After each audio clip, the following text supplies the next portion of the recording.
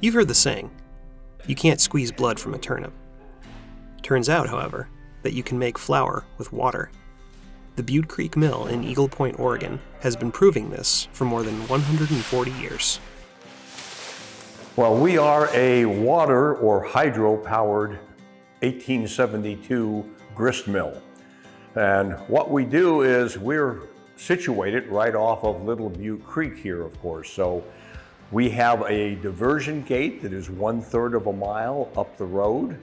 And there is a 12-foot elevation difference between that diversion gate off the creek and this mill. So when we open the diversion gates 1/3 of a mile up the road, water flows down our water channel underneath the mill and turns the stones.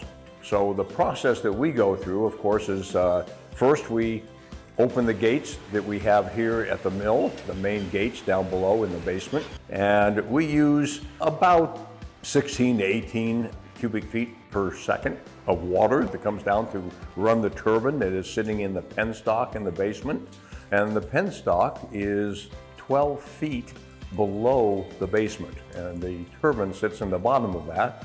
The water flows through the channel and into that penstock, turns the turbine, and then the water exits back out into Little Butte Creek. So in essence, we simply borrow the water for about 1/3 of a mile, and then we run it back right out into the creek again. But once that water starts flowing, there isn't like an electrical on and off switch. Once that water starts flowing, the machinery just starts churning away.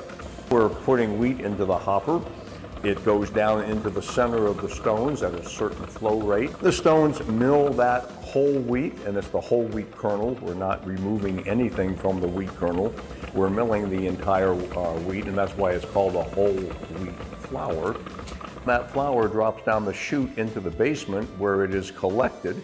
It is picked up by our flour collection system, brought up to the second floor of the mill, and then brought back down onto a sifter here in the milling room. The sifter will sift out any little particles that did not get milled or pieces of chaff that may be in the wheat. Once that whole wheat flour is produced and rebagged, we then put it in storage, in cool storage here in the mill. And Teresa and her wonderful volunteers come, mix it into pancake mix, cooking mix, muffin mix, all the different variety of products that we make here in the mill. It gets taken back to the packaging room, where it is packaged into 2 or 5 pound bags. And then those bags are put into the country store for retail sales to customers.